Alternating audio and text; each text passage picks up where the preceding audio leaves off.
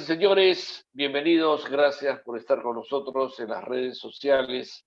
Estamos rumbo al sexto foro latinoamericano liberal clásico, los distintos partidos del continente y que buscamos a partir de allí, en este foro, caminar hacia la realización de las 5 reformas en cada uno de nuestros países.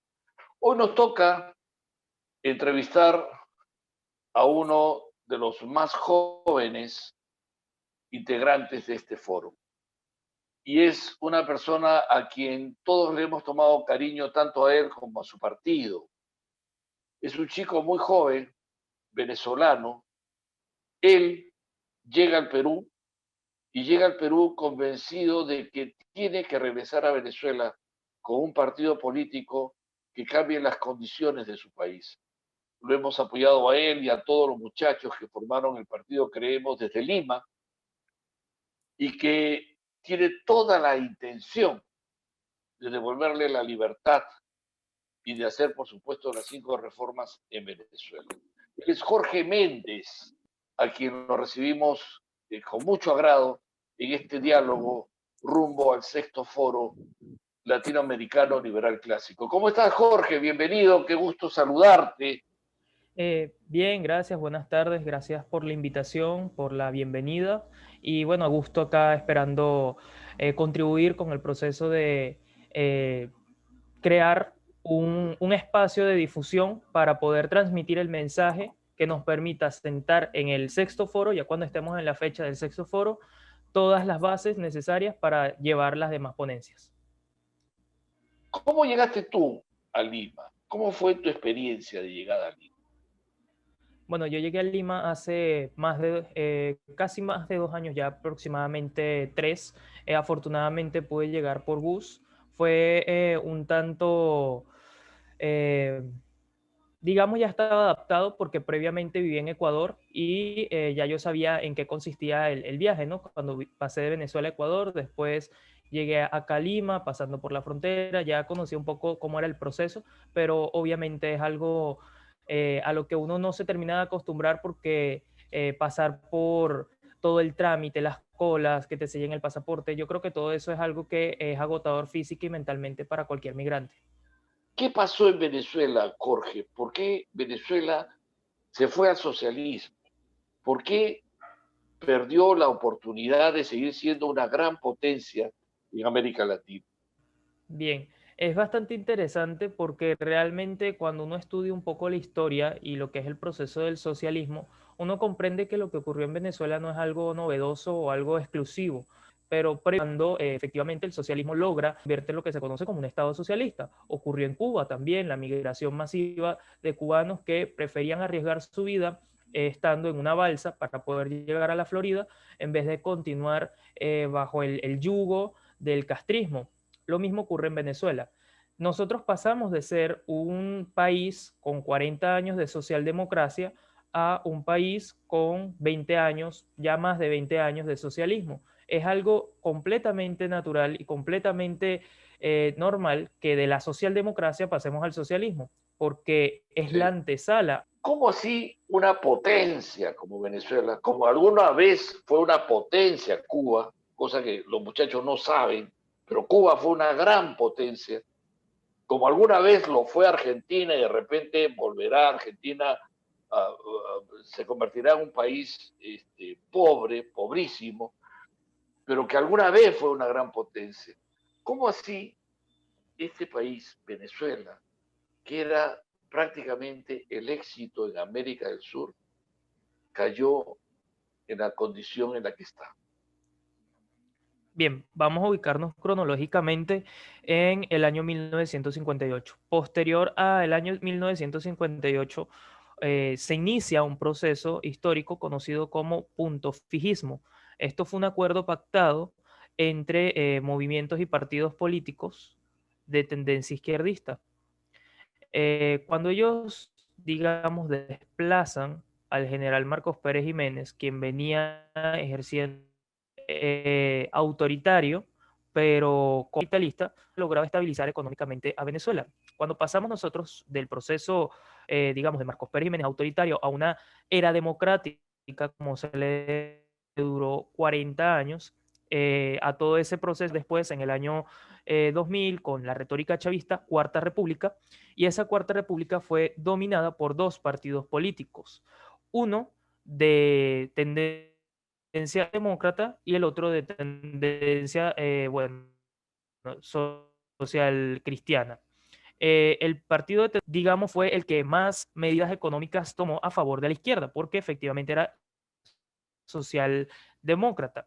Cuando nosotros nos encontramos en esta crisis de la que se denominó también después partidocracia, porque había un bipartidismo que no dejaba cabida a que ingresaran otros actores políticos al escenario, incluso había prometía mucho para un proceso de renovación lleno de bastantes misterios e intrigas, porque se supone hay historias que suponen que en realidad él fue, digamos, desplazado o eliminado por parte de grupos de acción democrática. Entonces, cuando pasa todo este proceso, Venezuela empieza culturalmente a asimilar el estatismo. Previo a ello ya habíamos tenido una historia estatista, porque el gobierno de Marcos Pérez Jiménez igual era estatista, igual era autoritario, y el de Gómez también, y otros presidentes. A mí me gusta explicarle a las personas, cuando yo hablo de la historia latinoamericana en general, que nosotros tenemos alrededor de 600 años de estatismo. Primero, los 400 años que tuvimos cuando éramos colonia del Imperio Español, y después los 200 años cuando fuimos las supuestas repúblicas, ¿no? Después de la independencia. Cuando todos estos procesos ocurrieron, igualmente era un estado estatista que se debatía entre pugnas, guerras civiles, conflictos entre liberales y conservadores, y bueno, los conservadores en ese momento eran las élites criollas afines, digamos, a la Iglesia Católica, que querían conservar algunos privilegios. El escenario se desarrolló de una forma totalmente distinta a Europa en cuanto nosotros comparamos el conservatismo y el liberalismo en Europa. En América era distinto. Cuando nosotros llevamos toda esa cronología de hechos y pasamos precisamente a esta Cuarta República, que es más que nada un invento del chavismo para denominar o marcar un antes y un después, porque históricamente no es válido decir Cuarta República, nosotros empezamos en el año 99 el gobierno de Hugo Chávez, ya de tendencia netamente socialista, con cambios en la constitución, con procesos de remover jueces, modificar las instituciones, debilitar las instituciones para poder hacerse con el control y el poder de manera permanente. Y le funcionó, porque hasta la fecha todavía se sostienen. Bien sea por la violencia o bien sea por en el pasado, porque lamentablemente el chavismo logró tener mucha popularidad y eso es algo que tampoco se puede negar. El chavismo logró a través del populismo llegarle a las personas y por eso también tenían buenos resultados electorales. Entonces digamos que es una combinación de políticas autoritarias con el populismo, con la ignorancia y con la indiferencia de muchos sectores. Y ese es un punto clave, ¿no? O sea, Chávez sí logra ser popular, incluso Maduro no. Maduro no es un hombre. eh, Chávez maneja mejor las cosas que Maduro, era más histriónico también, ¿no? Pero, ¿qué hizo Chávez o el chavismo o ese socialismo del siglo XXI, ese discurso, eh, pegar en la sociedad venezolana? Eh, ¿Será de repente la denuncia de todos son corruptos? ¿Por dónde se metió Chávez en el manejo de las mentes, en el manejo, en ganar esa popularidad venezolana? ¿Cómo así lo logró? Bien, bueno, Chávez le llegó a las personas precisamente ofreciéndose como alguien de tercera posición. Él decía que no era ni de izquierda ni de derecha, y después decía que detestaba el socialismo, que él no tenía nada que ver con el socialismo, con la izquierda, y criticaba duramente a los 40 años de, digamos, democracia que hubo entre el bipartidismo que mencionaba, ¿no? Acción Democrática versus COPEI. COPEI era el Partido Social Cristiano y Acción Democrática era el Partido Socialdemócrata. Y entre ellos compitieron durante 40 años para, bueno, unos gobernaban a veces los de Acción Democrática y después gobernaban los del Partido COPEI, los copeyanos. Pero entonces llega Chávez con una retórica imponiendo, digamos, a la gente esa división de clases sociales, haciendo ver de que en Venezuela el conflicto era precisamente de clases, como es típico en el socialismo, hacer esa división, bueno, divide y vencerás, y Chávez venció de esa forma. Cabe destacar que en realidad en la elección en la que ganó Chávez no hubo una gran participación de la población, hubo un porcentaje alto de abstención.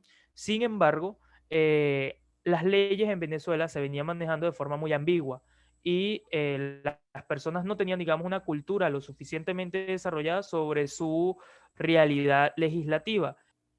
Sí, aprovecho entonces para agregar allí, haciendo mención también, que a todo esto se suma una oposición colaboracionista, una oposición socialista, que lo único que hizo fue, digamos, cohabitar o cogobernar con el chavismo, distribuyéndose el poder en la medida de lo posible y haciendo mención a la histeria anticorrupción permanentemente, a la politiquería.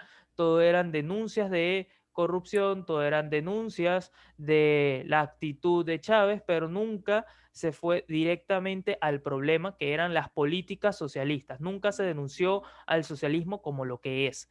Y hasta la fecha no se hace. Cuando se habla del socialismo, muchos líderes de la falsa oposición venezolana dicen ser socialistas, efectivamente lo son, y dicen que el madurismo o el chavismo no es socialista, ellos son de extrema derecha. O sea, es una contradicción terrible que le tienen a las personas porque no hay una oposición sólida y fuerte que, digamos, denuncie desde años previos al socialismo como lo que es. Y ahora no le llaman socialismo al socialismo, sino que le llaman narcotiranía o el narcorrégimen o la narcocorrupción o lo que sea, pero no le quieren poner el nombre que es, que al final es socialismo. El problema del narcotráfico y del terrorismo que se vive en Venezuela es consecuencia del socialismo, no es a la inversa. El socialismo no es consecuencia del narcotráfico, es al revés.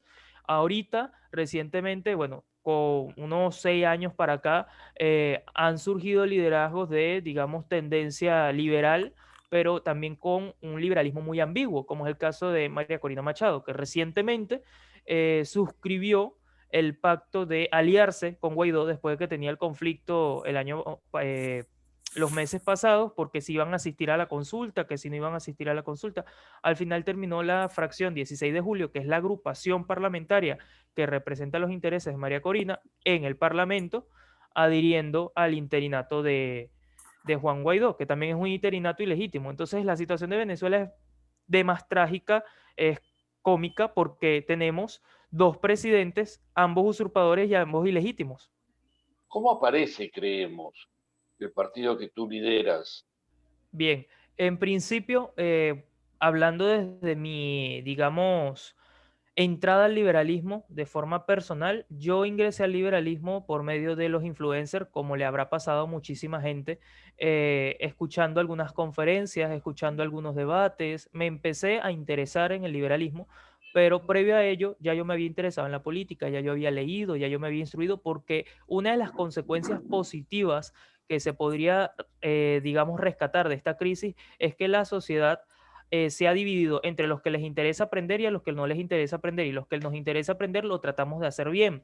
Me refiero a la juventud venezolana, porque yo tengo, bueno, el gusto de conocer a jóvenes también, a contemporáneos, que están muy interesados en la política y que además tienen conocimientos correctos y asertivos de la misma. O sea, no tienen, digamos, esa ignorancia que generaciones anteriores tenían. Tienen los conceptos muy claros y son jóvenes de 18, 19, incluso 16 años.